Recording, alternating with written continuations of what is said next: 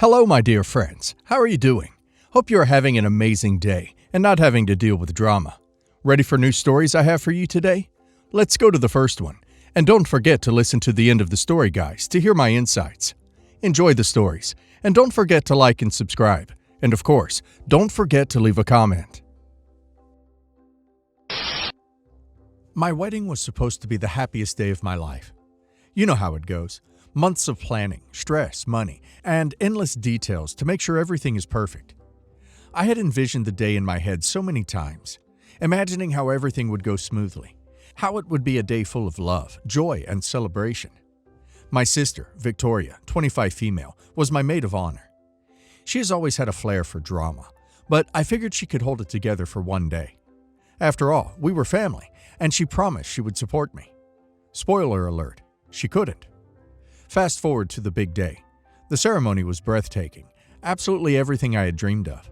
My dress was perfect, my husband looked incredible, and our friends and family were all gathered to celebrate our love. I was glowing, floating on air, convinced that this day would be flawless. Everything was going smoothly.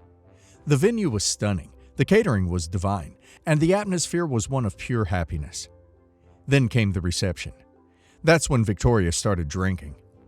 At first, it was just a little tipsy fun, laughing a bit too loudly, hugging people she barely knew, making slightly inappropriate but still mostly harmless comments.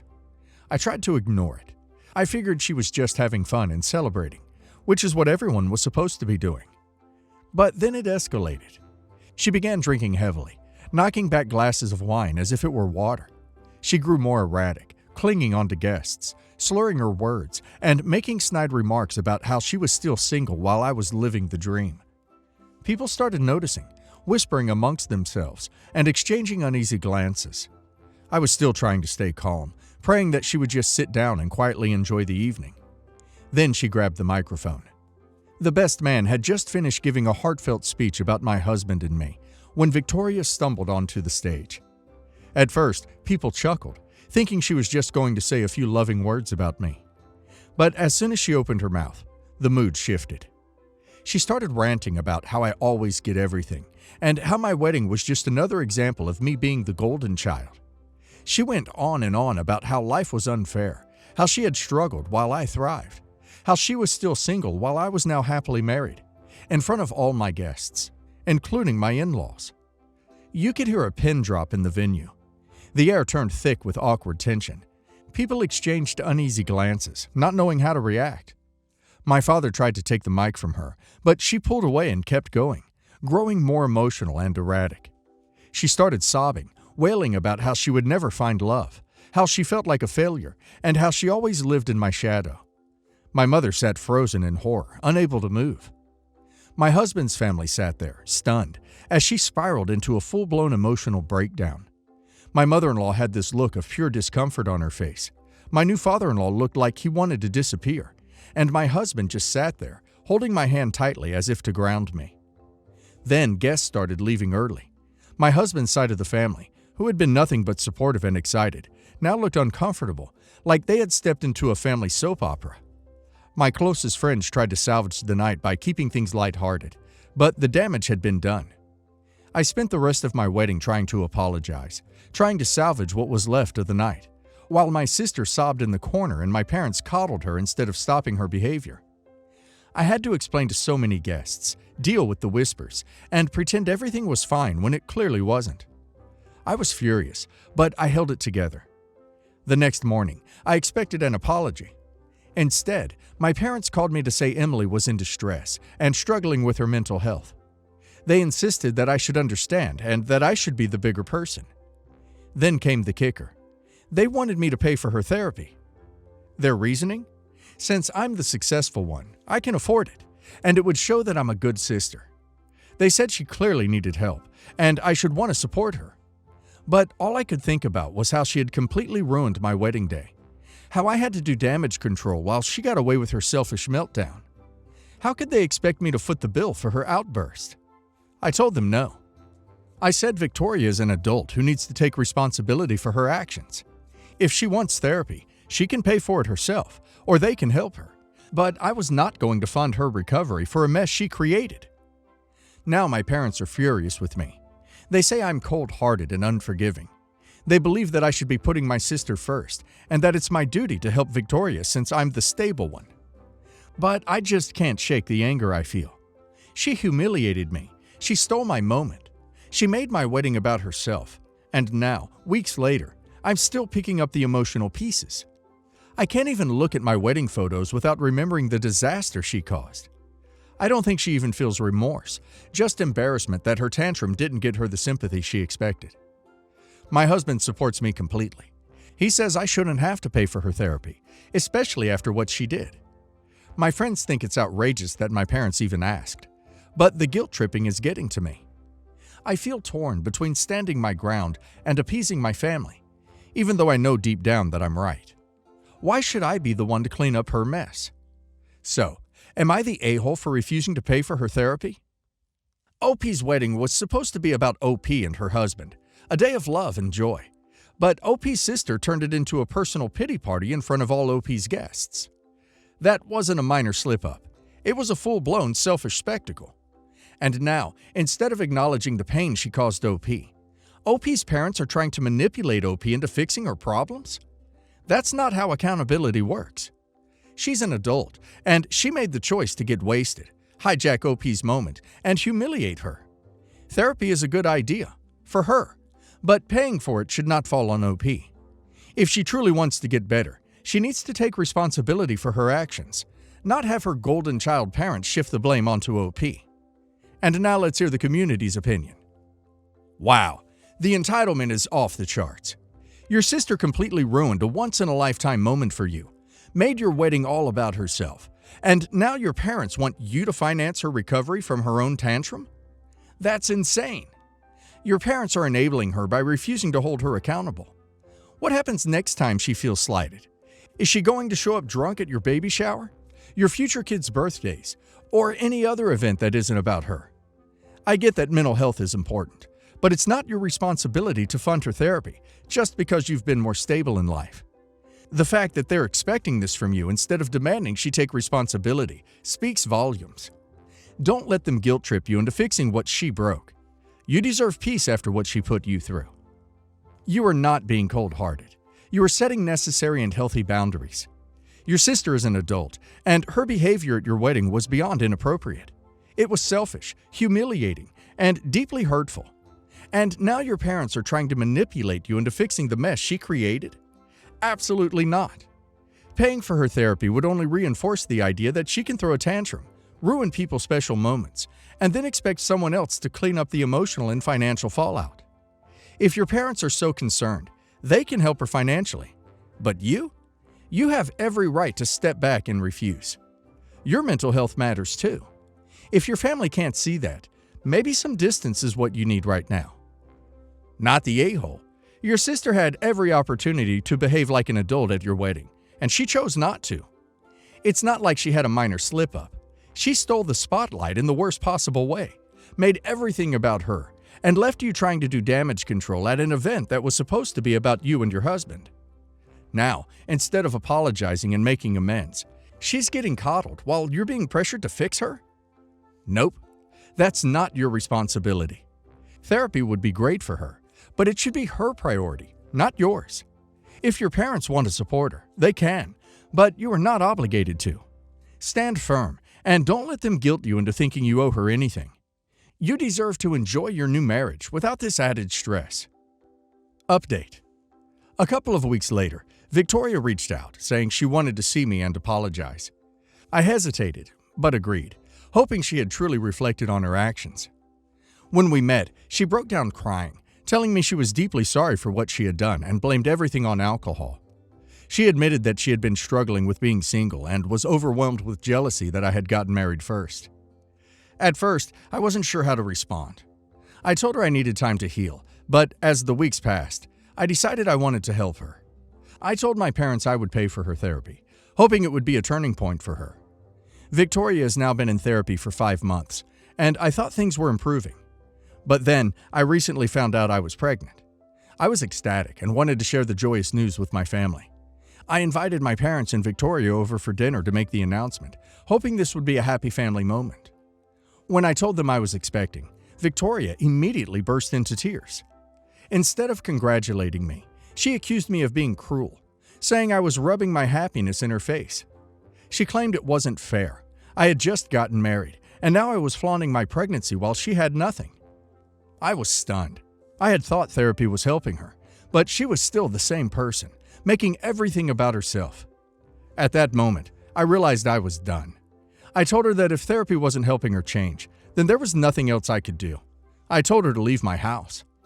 My parents predictably ran after her, blaming me for making things worse, and saying they were worried about her fragile state and I'm cruel for kicking her out when she is so vulnerable.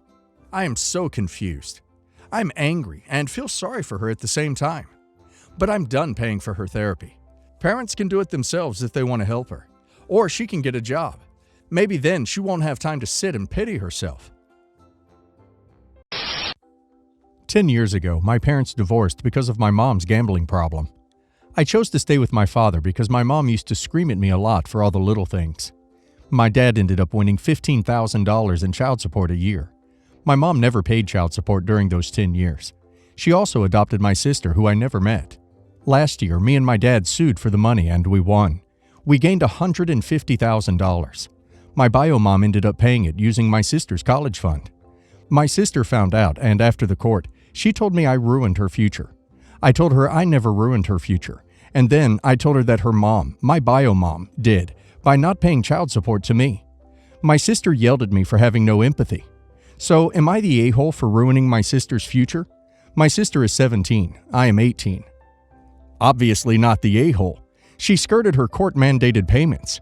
You, and your father, are legally entitled to that money, and she should have paid, not stuck it into another child's college fund. Oof, harsh, but you're not the a-hole. Your stepsister is sadly someone who got caught in the crosshairs, but it's your bio mom's fault. She can't fake like you're not in her life and start over without her due diligence. Not the a-hole. You and your dad are entitled to that money. Your sister's reaction is understandable, as she may not have been aware of the fact that your mom never paid child support, and losing your college fund all of a sudden must be a very difficult thing to process. However, this whole situation is entirely your mom's fault, and hopefully your sister will be able to see this too in the future. I, 52 female, have 2 children with my husband, Mark, 54 male. This issue is about my daughter, Allie, 26 female. She is very upset with me because I am going to allow my niece, Victoria, 29 female, to hold her wedding at my beach home, rental property. This is a rather large home, and it has a pool and private beach access, which is the main selling feature of the home as a venue. I do vacation rentals and event rentals in the home. I want to add that I am not a wealthy person, and this property is used as a source of income, so I will explain how I purchased it because it is relevant. My father was not a good man. He was especially terrible to my sister, Carol, 57 female, and my mom, deceased. He was okay with my brother, 55 male, and me for some reason. Well, it would turn out that my father had money. We're not sure where it all came from, but when he died, he left it all to me. He explicitly left out my sister, who has had ongoing addiction issues, and my brother because he is gay. Another story. I decided to purchase the home and set up a business. My sister and brother are not involved, but they have free access to the home when it is not in use, and I use some of the profits to help my sister and will send my brother a check yearly. So, to the issue. Allie was supposed to get married in May, but her fiancé called off the wedding in November, and she is devastated. I really do feel for her. She was going to use the home, and we were even doing some renovations to get it ready. Victoria got engaged in December, and last week Victoria called and asked if she would be able to use the home in September, and I said of course. When I talked to my daughter last night, I mentioned this, and she flipped out. I was really shocked at her reaction, but she said I am rubbing salt in the wound by allowing her cousin to steal her wedding venue. She went on and on about how she should be the first wedding there. She isn't. There's one the week before her now canceled wedding. She said she will not attend because she will be suffering the whole time knowing it should have been her. My niece has had a tough life due to her mother's issues, and I know providing her with the venue would allow her to have a wedding she would not otherwise be able to afford, which I tried to explain to Allie. She said I am picking my niece over her, and I pointed out that I would have let my niece use it even if Allie got married there. She said it wouldn't have been a problem if her wedding wasn't canceled, but I should have compassion for her the way I do for my niece. The way I see it is that my siblings and I should have equally inherited from our father. I chose to not alter the estate because I didn't trust my sister with all that money, but her daughter should benefit from the money the same way my daughter can. I try to be as generous as possible with her and her brother, but maybe I'm going too far. Not the a-hole. It is awful what your daughter is going through, but that shouldn't make things harder for your niece. Not the a-hole. Your niece's wedding is a good 4 months after Allie's now canceled wedding was scheduled, and close to a year after breakup. It's ridiculous for her to want weddings banned at the venue until she finds herself a new husband. Currently, no one's trying to marry her. She's being selfish, entitled, and very bitter. I hope she finds herself some therapy. Don't punish the niece because of your daughter's failed engagement. Your niece will be very appreciative of your kind gift. Hopefully your daughter will be less bitter that far in the future. If not, her attendance isn't necessary. Not the a-hole.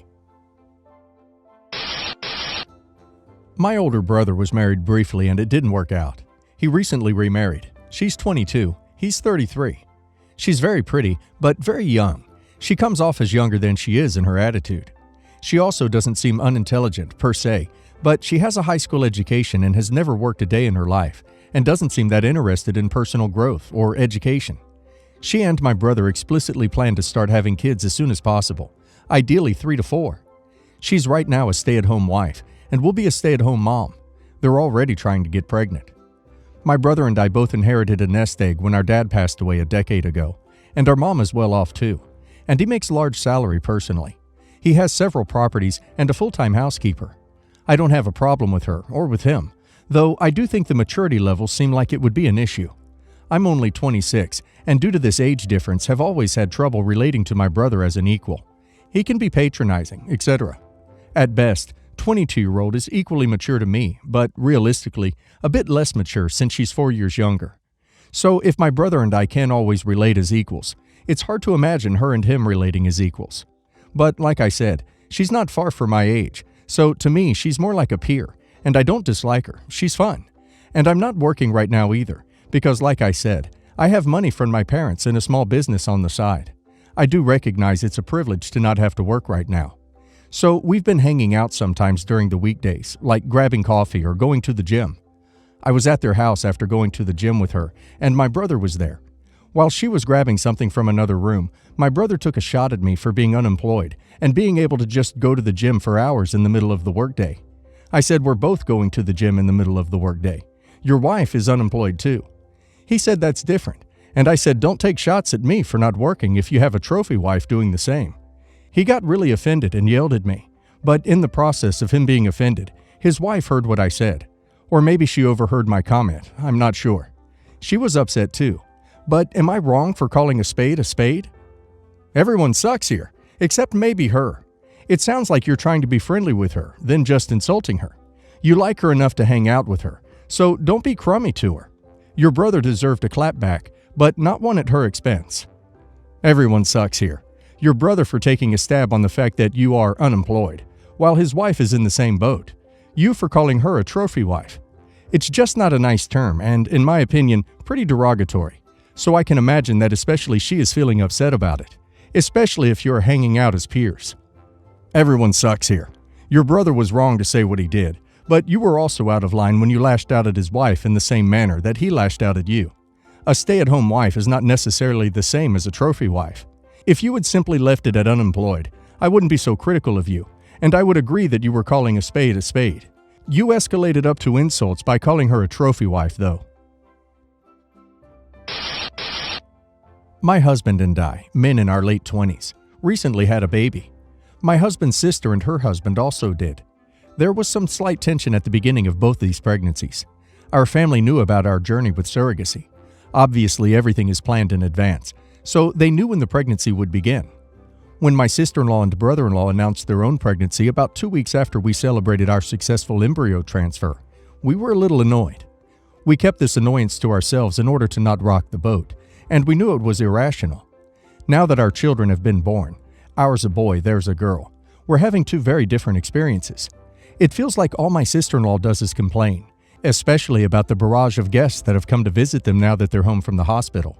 I understand that she's recovering, but these guests aren't requesting extravagant home-cooked meals or 10 out of 10 hosting skills. They're coming over to spend time with the baby. In my experiences, our guests have offered to do things for us in order to make life a little easier. They see some dirty dishes in the sink and they'll load the dishwasher for us. They'll take out the trash, etc. Even if they didn't do this, I still love spending time with my husband's family. But for context, these are not overbearing hard guests. At a little family gathering this weekend, that I'm sure my sister-in-law will complain about later, I overheard that my husband's aunt and uncle were interested in dropping by their house for another visit soon. I saw the look on my sister-in-law's face, so I jumped in and said that sister-in-law is starting to feel a little overwhelmed with the visits, but that my husband and I would love to host them again. They agreed, hugged us for our generosity in opening our home to them, and moved on. My sister-in-law later pulled me aside and gave me an earful about how that wasn't my place to step in, and that I made her look bad. Am I the a-hole? You're the a-hole. She is recovering from pregnancy and childbirth. You cannot compare. You're the a-hole. You had no right to jump in and speak for her. It was rude, especially when you don't seem close and you have no idea how she feels about visitors. Also, your experience as a new parent is very different to hers. She gave birth, a massive medical procedure. You didn't. Everything right now is going to be physically tough for her, especially if she is nursing. She might not be able to use the bathroom without immense pain, for example. So, yeah, the burden of visits is a lot more for her than you, and someone doing the dishes isn't really going to help. It's great that you like them, but that doesn't make you better, that you can cope with them better. Honestly, you sound jealous of her, and like you are making it into a competition. You're the a-hole. She pushed a baby out of her vajayjay. You watched your surrogate push a baby out of her vajayjay. These are not the same thing. She is recovering, which can take up to a year, by the way. She's likely also nursing, which of course doesn't help and puts a lot of additional pressure on a new mother. You are presumably healthy, do not have a torn hoo-ha, and are not lactating. You are not recovering. You are not in the same boat. My mother really thinks I made a huge mistake and that I need to make it up to my brother and sister-in-law, but my wife and I disagree. I thought I'd ask you for your thoughts on this, and I already appreciate you taking the time to read this. For the context, I, 34 female, have only one sibling, my brother, 25 male. He has a 10-month-old son with his wife, 23 female, and this is their first kid. They are clearly overjoyed. My wife, 37 female, and I have two 8- and 9-year-old daughters. My sister-in-law is very concerned with caring for their son. She tries to take all of the physical and mental health-related steps right with him, and as a mother, she can be overprotective at times, and I completely understand that since I was also in her shoes back in the day. The issue is, she and I were having a conversation together at my parents' house. My nephew was with my brother. Somewhere in the conversation, she mentioned how she was being very careful and was going to avoid giving her son any potential allergic food like peanuts or citrus fruit until he was a few years older. She said her pediatrician advised her to do that. I remember from back in the day that both my wife and our kids' pediatrician had recommended for us to introduce these food categories into their diet as soon as we could, because it reduced the chances of them developing allergies later on. I mentioned this to my sister-in-law. She laughed and loudly commented that her pediatrician sure knew a lot more than I did, and that he was very experienced and that I had it wrong. Suddenly, everyone's attention was on us. Now, my wife is a doctor. She is a specialist, but she literally lives and breathes medicine. So, since she was already looking at us, I asked her if giving peanuts and other potentially allergic food categories earlier was medically advised. She went on to explain the pilot studies, previous views, the mechanisms, and etc. Mentioned how this idea my sister-in-law mentioned was no longer considered standard, and even cited several recent articles that indicated, indeed, introducing them earlier was a much better idea and supported by evidence. My brother thanked her and said it was good that they found out soon enough. I thought that was the end of it. As we were leaving, however, my sister-in-law told me I had been rude and embarrassed her in front of my wife. The next day, my mother also told me I had been very rude to my sister-in-law and undermined her, and that I should make it up to her and my brother. Was I in the wrong here? Not the a-hole. Who cares who was rude to her? The priority is having up-to-date information to make an informed decision that's best for the child. Not the a-hole. You didn't intentionally want to embarrass your sister-in-law. You were simply discussing a topic and including your wife as she is a professional and would be the one to have the most up-to-date and relevant information. I have 4 children between the ages of 16 and 4 months. The advice and guidance I've been given has changed with each child, so I usually seek out the advice from my mom, who is a nurse, and who I recognize will most likely be better informed than I am. Not the a-hole. She was carrying out potentially dangerous information, and after she brought all the attention to your conversation, she was corrected publicly. Next time, she should use her indoor voice.